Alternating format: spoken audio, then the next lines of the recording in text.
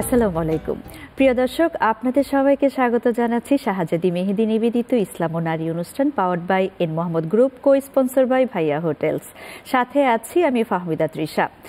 ইসলামে আত্মীয়দের সম্পর্কের ব্যাপারে বারবার বলা হয়েছে, আত্মীয়তার সম্পর্ক নষ্টকারী কখনোই বেহেশতে প্রবেশ করবে না। এমনকি যিনি আত্মীয়দের সাথে সম্পর্ক নষ্ট করছেন তার রিজিক নষ্ট হয়ে যাবে।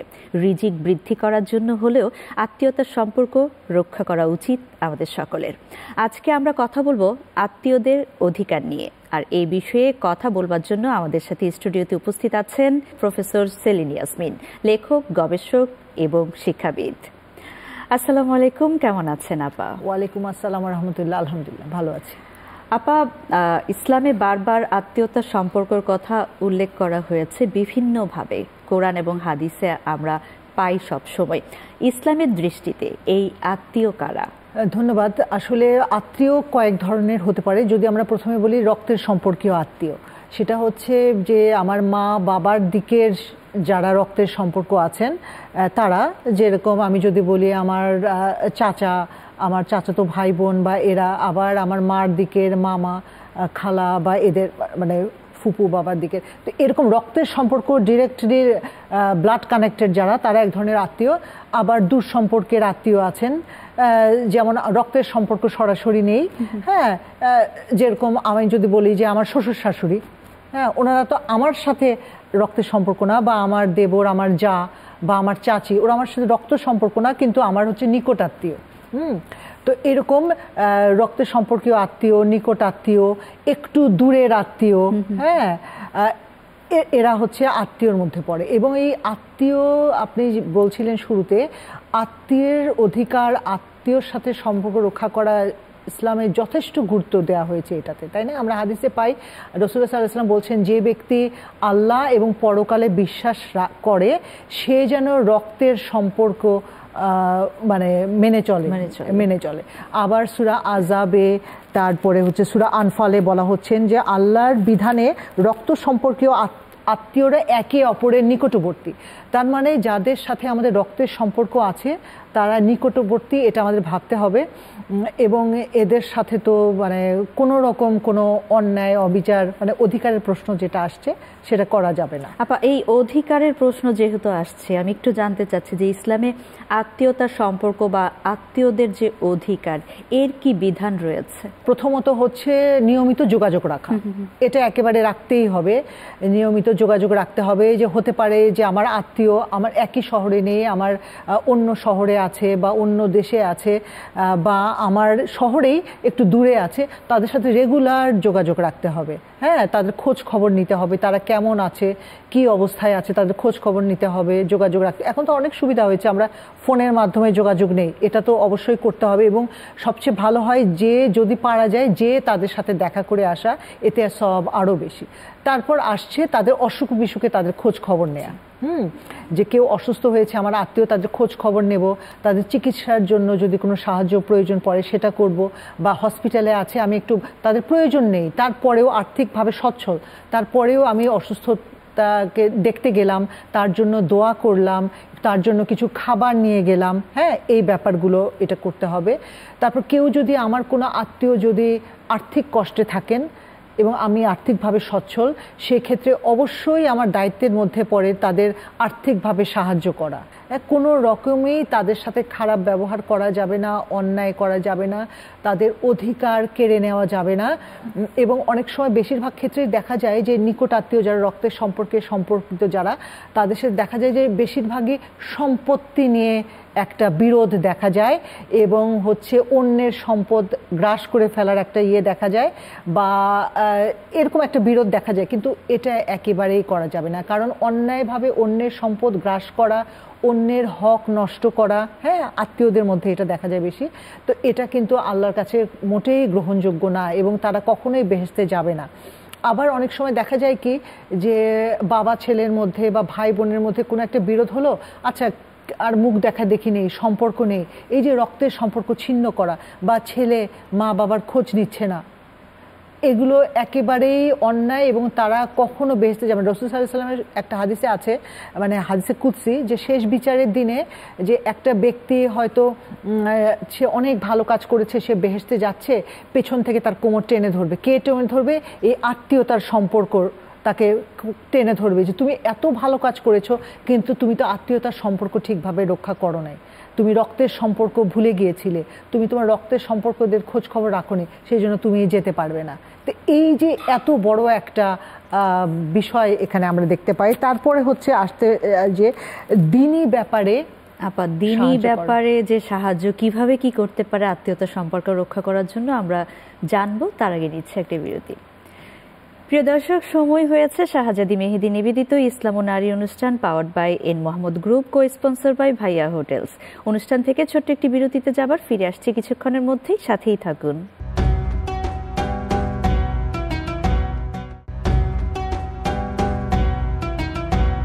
বিরতির পর সবাইকে আরও একবার স্বাগত জানাচ্ছি শাহজাদি মেহেদী নিবেদিত ইসলাম ও নারী অনুষ্ঠান powered by N Mohammad group, co sponsor by Bhaiya hotels. প্রিয় দর্শক, আজকে আমরা কথা বলছি আত্মীয়দের অধিকার নিয়ে। আপা, বিরতিতে যাবার আগে আপনি বলছিলেন যে আত্মীয়তা সম্পর্কের মধ্যে যে দ্বীনি অধিকার আছে সেগুলোর কথা।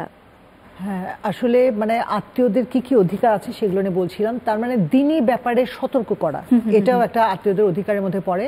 আমার আত্মীয়, আমি হয়তো অনেক জানি, হ্যাঁ, যে কোরআন জানি, সুন্নাহ জানি, বা আমি যথেষ্ট ভালো, তো আমার এই জ্ঞানটা আমার যে আত্মীয় প্র্যাকটিস করছে না তাকে কিন্তু আমার জানাতে হবে, হ্যাঁ, তাকে বলতে হবে যে আপনি এইভাবে এটা করলে বোধহয় এরকম ভালো হয়, বা এইভাবে। তার মানে দ্বীনি শিক্ষা যেটাকে আমরা বলি, হ্যাঁ, কোরআন এবং সুন্নাহর আল্লাহর যে বিধিবিধানগুলো, এগুলো আমার আত্মীয়দেরকে জানানো আমার কর্তব্যের মধ্যে পড়ে। আপা, অধিকারের কথা আপনি বলছেন, আমরা অনেকেই অনেক সময় জানি না যে আত্মীয়দের সাথে আত্মীয়র বা একজন আত্মীয়র প্রতি আরেকজনের আত্মীয়র আসলে কি কি অধিকার রয়েছে। একটু যদি সুনির্দিষ্টভাবে অধিকারগুলো কি কি একটু বলতেন। হ্যাঁ, অধিকারগুলো তো আমরা আলোচনা করছিলাম, যে প্রথমত তাদেরকে তাদের খোঁজ খবর নেওয়া, তারপর অসুস্থ হলে তাদের খোঁজ খবর নেওয়া, তাদেরকে দেখতে যাওয়া, তাদেরকে আর্থিক ভাবে তারা যদি দুর্বল হয় তাদের আর্থিকভাবে সাহায্য করা, এটা আমার আত্মীয়দের অধিকার আমার কাছ থেকে। তারপর তারা কোনো সমস্যায় পড়লে এই সমস্যা থেকে কিভাবে আমরা তাদেরকে বের করে আনতে পারি আলাপ আলোচনার মাধ্যমে, বা কোনো আইনি সাহায্য লাগলে বা কোনো সামাজিক সাহায্য লাগলে সেটা আমাদেরকে করতে হবে, এটা তাদের অধিকার আমার কাছ থেকে, যে তাদেরকে করব। তারপর দৈনন্দিন এরকম যদি হয় যে ভরণ পোষণের ব্যাপার আসছে, বা কারো হচ্ছে সন্তানের লেখাপড়ার ব্যাপার আসছে, বা কারো বিয়ের ব্যাপার আসছে, সে ব্যাপারেও আত্মীয় অধিকার আছে আমার কাছ থেকে সাহায্য চাইবার। আর্থিকভাবে একজন খুবই সচ্ছল এবং তার আরেকজন আত্মীয় সে হয়তো অতটা সচ্ছল নয়, তো সামাজিকভাবে সে হয়তো অপদস্থ হচ্ছে বা হেয় হচ্ছে বা কোনো কিছু হচ্ছে বা কোনো একটা সমস্যার মধ্যে পড়েছে, তো সামাজিকভাবে মানুষের কাছে যেন উনি হেয় না হন, সেটা আর্থিক ব্যাপার হতে পারে বা বিভিন্ন ইস্যু হতে পারে, সেই সকল দিক থেকে আমার যখন আমি একটা সাহায্য করতে যাব, আমার এই আত্মীয়র প্রায়োরিটি সবচেয়ে আগে। যে এরকম আমি দেখেছি, আমার এই নিকট আত্মীয় একজন, উনি ওনার হয়তো মা বাবা কি খাচ্ছেন না খাচ্ছেন সেটা খোঁজ রাখছেন না, কিন্তু উনি ফিলিস্তিনে খাবার পাঠাচ্ছেন, হ্যাঁ, মানে টাকা পাঠাচ্ছেন, ওই সমস্ত, হ্যাঁ, ওই সমস্ত তার যদি অনেক থেকে থাকে ওই সমস্ত অসহায় মানুষের জন্য তিনি অবশ্যই করবেন, কিন্তু তার প্রায়োরিটিটা কোথায় আগে, তার মা বাবা সচ্ছল আছেন কিনা, মা বাবার চিকিৎসা ঠিকমতো হচ্ছে কিনা, ওটা কিন্তু তার প্রায়োরিটি আগে, হ্যাঁ, আত্মীয় স্বজনরা ঠিকমতো আছে কিনা, তার ভাই বোন, ওইটা দেখে তারপরে উনি প্যালেস্টাইনে যাবেন, আগেই না। তো এই ব্যাপারগুলো আসলে আমাদেরকে মনের দিক থেকে পরিষ্কার হতে হবে যে আত্মীয় স্বজনের অধিকার কিন্তু সাংঘাতিক। সূরা মুহাম্মদের 22 এবং 23 নম্বর আয়াতের এক অংশে আল্লাহ তাআলা বলছেন যে ক্ষমতায় অধিষ্ঠিত যদি তোমরা হতে পারো, তাহলে নিশ্চয়ই তোমরা পৃথিবীতে বিপর্যয় সৃষ্টি করবে এবং আত্মীয়তার বন্ধন সৃষ্টি করবে, আত্মীয়তার বন্ধন ছিন্ন করবে। হ্যাঁ, আল্লাহ তাআলা বলে দিলেন যে যদি তোমরা ক্ষমতায় অধিষ্ঠিত হতে পারো, আমি এই যে তোমাদেরকে এত এত দিয়েছি, তাহলে তোমরা কি করবে, পৃথিবীতে বিপর্যয় সৃষ্টি করবে এবং আত্মীয়তার বন্ধন ছিন্ন করবে। তাহলে মানে আল্লাহ কিন্তু আগে ধরেই নিয়েছেন যে আমরা ক্ষমতায় গেলে, আমরা যখন একটু বড় হয়ে যাই, তখন আমরা কিন্তু আমাদের একটু সুবিধা বঞ্চিত আত্মীয় স্বজনদের কথা ভুলে যাই এবং তাদেরকে তুচ্ছ তাচ্ছিল্য করি। ঠিক এই কথাটাই আমি এতক্ষণ ধরে ভাবছিলাম, যেটি আপনি এইমাত্র বললেন, যে মানুষের অর্থনৈতিকভাবে অবস্থার যখন পরিবর্তন হয়, সমাজে যখন উনি উচ্চ শ্রেণীতে চলে যান, তখন নিজের আপন ভাই কিংবা বোন যারা অর্থনৈতিকভাবে একটু দুর্বল, তাদের সাথে যোগাযোগ তো করেই না, এবং কখনো কখনো তাদের ওই উচ্চ শ্রেণীর অনেকের কাছে তাদেরকে হচ্ছে বাসার কাজের লোক বা এরকম কিছু বলে পরিচয় করিয়ে দেয়, অনেক ক্ষেত্রে স্কিপ করে যায়।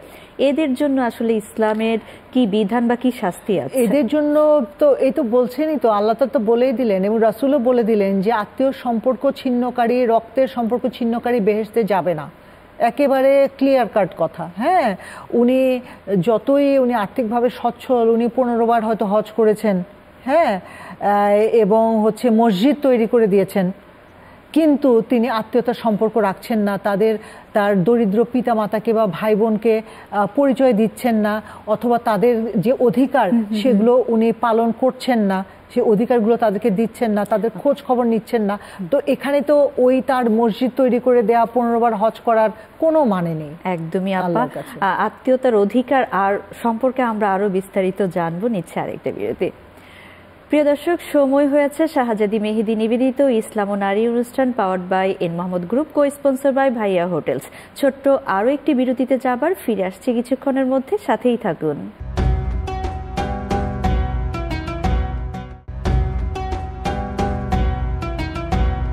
বিরতির পর সবাইকে আরও একবার স্বাগত জানাচ্ছি শাহজাদি মেহেদি নিবেদিত ইসলাম ও নারী অনুষ্ঠান powered by N Mohammad group, co sponsor by Bhaiya hotels. প্রিয় দর্শক, আজ আমরা কথা বলছি আত্মীয়তার অধিকার নিয়ে। আপা, আত্মীয়দের অনেকগুলো অধিকারের কথা আপনি বললেন, আত্মীয়তার সম্পর্ক নষ্ট করলে তার কি পরিণাম হতে পারে আমরা সেটাও জেনেছি। আমাদের বাংলাদেশের প্রেক্ষাপটে আমরা যেটা জানি, বা সম্পত্তি ভাগাভাগির ক্ষেত্রে আমরা যে মুসলিম আইন আছে, আমরা সেটা কিন্তু সবসময় সবাই মানি না, অনুসরণ করি না মুসলিম আইনটাকে। ইভেন অনেক ক্ষেত্রে দেখা যায় যে একই পরিবারের বাবার পৈতৃক সম্পত্তি যখন ভাগাভাগি হয়, যে একজন বাবার যখন 2-3টা সন্তান থাকে, একটা সন্তান হয়তো বা আগেই মারা গিয়েছে, কিন্তু তার সম্পত্তির মালিক তো হচ্ছে তার যে ছোট ছেলে মেয়েরা আছে তারা, বাট ওই সম্পত্তি ভাগাভাগির ক্ষেত্রে তাদেরকে বঞ্চিত করা হয়, যেটাকে বলে এতিমের হক নষ্ট করা। এই ব্যাপারে একটু জানতে চাচ্ছি। এটা আসলে সাংঘাতিক ব্যাপার। একেবারে কোরআনে তো একেবারে বলা হয়েছে এদের স্থান কোথায়, জাহান্নামের সর্বনিম্ন স্তরে।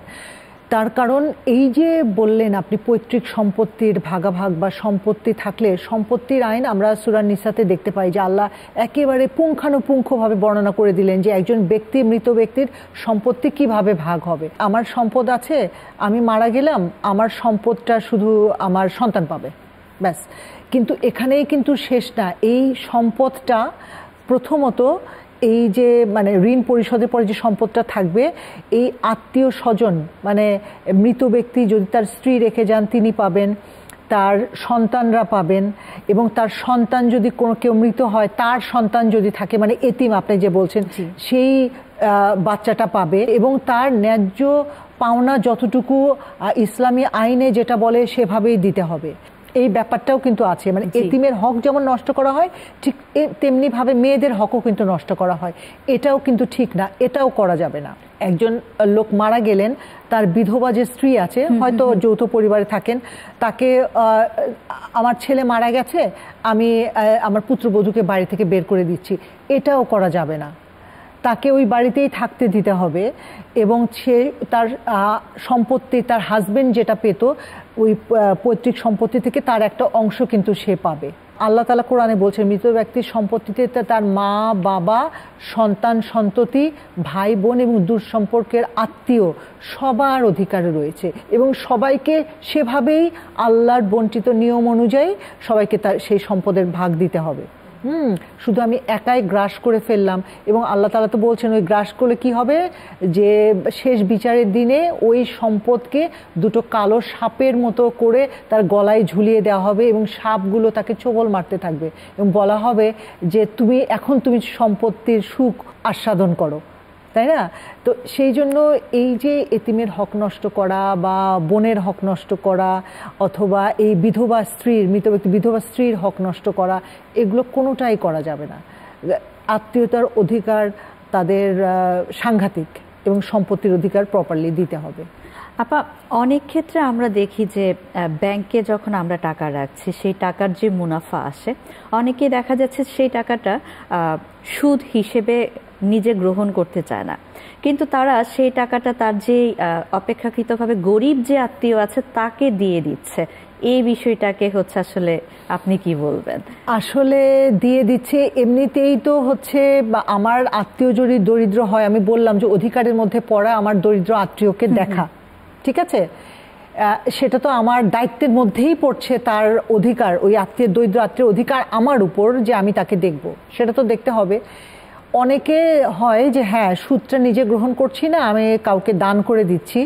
হ্যাঁ, সেটা সে দান করতে পারবে, নিজে না খেয়ে দান করতে পারবে, কিন্তু সেই জন্য সে কোনো সব এক্সপেক্ট করতে পারবে না আল্লাহর কাছ থেকে। সে এটা মনে তৃপ্ত হওয়ার কোনো কারণ নেই যে আমি তাকে দান করেছি বা সাদাকা দিয়েছি বা আমি এই টাকা দিয়ে জাকাত, এই টাকা দিয়ে তো জাকাত হবেই না। এবং সাদাকাও যদি ওই নিয়তে, সাদাকা করা মানে কি, আমরা আল্লাহকে সন্তুষ্ট করার জন্য দরিদ্র কাউকে কিছু দান করছি। কিন্তু আমি যখন ওই সুদের টাকাটা দিতে পারি, আমি কাউকে যার প্রয়োজন তাকে দিতে পারি, প্রথমত তাকে আমি বলে দেব না, এবং দ্বিতীয়ত ওই সাদাকা যে আমি করছি এর বিনিময়ে আল্লাহর কাছ থেকে আমি কোনো কিছু এক্সপেক্ট করব না। বাহ, এটা খুবই চমৎকার বলেছেন আপা। অসংখ্য ধন্যবাদ আপনাকে এত চমৎকার করে আত্মীয়তার সম্পর্কের বিষয়গুলো আমাদের সাথে উপস্থাপন করার জন্য। ধন্যবাদ আপনাকে। প্রিয় দর্শক, একেবারেই শেষ বিদায় নিতে হচ্ছে আজকের মতো। শাহজাদি মেহেদি নিবেদিত ইসলাম ও নারী অনুষ্ঠান powered by N Mohammad group, co sponsor by Bhaiya hotels. ছিলাম আপনাদের সাথে আমি ফাহমিদা তৃষা। দেখা হবে পরবর্তী পর্বে নতুন কোনো অতিথিকে সাথে নিয়ে। সে পর্যন্ত ভালো থাকুন, সুস্থ থাকুন। আল্লাহ হাফেজ।